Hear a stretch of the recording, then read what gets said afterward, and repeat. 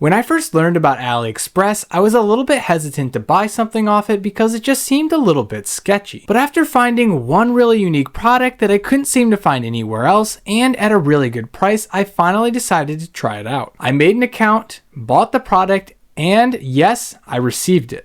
Now, years later, it's my favorite shopping platform and where I buy about 75% of my purchases. Before we begin, I just want to quickly mention that these are all my opinions and I was not paid to say any of this, which means I can really get into the pros and cons of AliExpress. Overall, one of the biggest concerns about AliExpress is whether they are safe and if they can be trusted. And while I found them overall to be very safe, there are some things you should know. First of all, AliExpress works by connecting a buyer and a seller to exchange goods for money while ensuring the safety on both sides. While this is very similar to many online shopping platforms such as Amazon, eBay, and Etsy, it does mean that the seller you choose to buy from is going to impact your overall experience on AliExpress. While I found that there seems to be a decent amount of good sellers on AliExpress, the number one problem with the bad sellers is that you'll receive a product that's not as good as you expected it to be, meaning it's a lower quality. This definitely has to be the biggest issue with using AliExpress, at least in my opinion. However, I do have to remind myself that I am paying a lot less than I would on most other shopping platforms and that I get what I pay for. So even though there are a lot of good value products on there, you have to watch out for those ones that just seem way too good to be true. If you're curious how to find a good seller and product on AliExpress or how to tell if the product's an overall good value,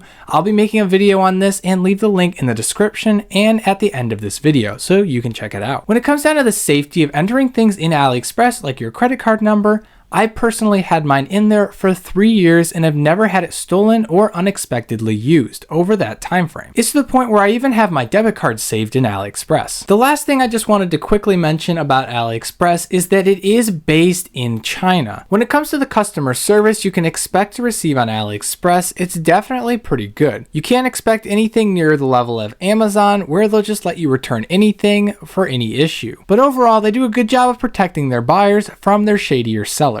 One example of this is when I was stupid enough to try and buy a really cheap iPhone motherboard off of AliExpress. In fact, I actually ended up buying 2 of these because they were such a great deal. Should have known better. I, however, did not receive either of these. One ended up getting delivered to a locker in Hawaii, and the other one was someplace like North Carolina. I requested a return and AliExpress quickly checked the tracking number, saw it wasn't right, and very promptly sent me a refund. Another example of their customer service was when I bought a shirt off of there, and on the first day it ripped all the way down the sleeve. I sent in a little video showing the damage and AliExpress quickly sent me a refund. AliExpress's customer service has actually gotten a lot better recently, at least in my opinion. The reason I think this is because when I started buying on AliExpress for the first time, which was late 2019, early 2020, if you had something that you needed to return, you had to ship it all the way back to China, which I don't know if you know, but it's very expensive. There was once where I bought a $200 product off of AliExpress and I actually bought the wrong one. However, it was my fault. Because of that, I had to pay for shipping back, which was around $150. And even though I could have made $50 back, it just wasn't worth it and I ended up reselling it. However, recently they've started to take more of the initiative and offer you shipping labels back, which of course makes it a lot cheaper for you since they probably have special contracts with the shippers. One downside to AliExpress's customer support is that it's very difficult to prove if an item is actually lower quality than you expected to receive. I think this is why I believe the number one problem with AliExpress is receiving products that are less than advertised or lower quality. And I'm not saying they won't accept a return for a lower quality product, however, it's much harder to prove